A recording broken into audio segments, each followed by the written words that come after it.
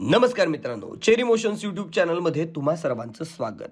सध्या स्टार प्रवाहवर चालू असलेली एक मालिका खूप चर्चेमध्ये आहे. ती मालिका म्हणजे लक्ष्मीच्या पावलांनी.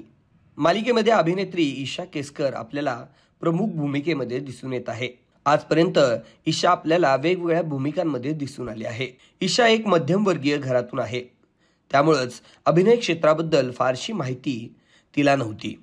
तिचं संपूर्ण शिक्षण पुण्यामध्ये झाले. 11 नोव्हेंबर 1991ला तिचा जन्म झाला.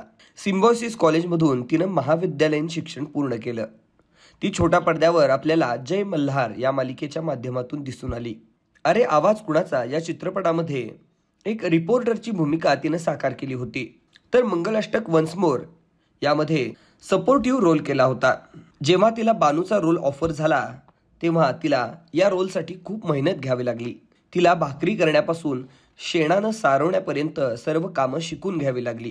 ती पुण्यात इंग्लिश मीडियममध्ये शिकल्यामुळं तिला भाषेचा अभ्यास सुद्धा करावा लागला. ही तिची भूमिका प्रेक्षकांना खूप आवडली.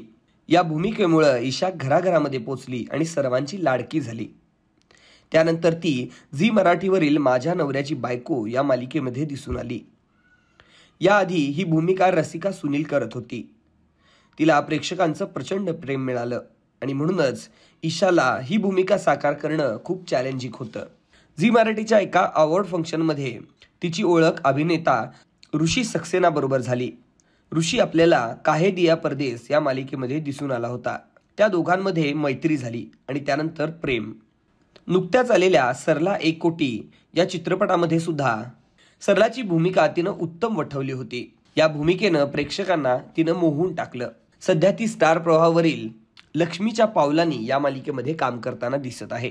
या मालिकेमध्ये कलाची भूमिका साकार करत आहे. तर तुम्हाला ईशा केसकर हिचा अभिनय आवडतो का?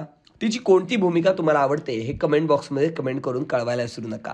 आणि अशाच प्रकारच्या वेगळ्या बातम्या बघण्यासाठी चेरी मोशन्स यूट्यूब चॅनलला सबस्क्राईब करा. धन्यवाद.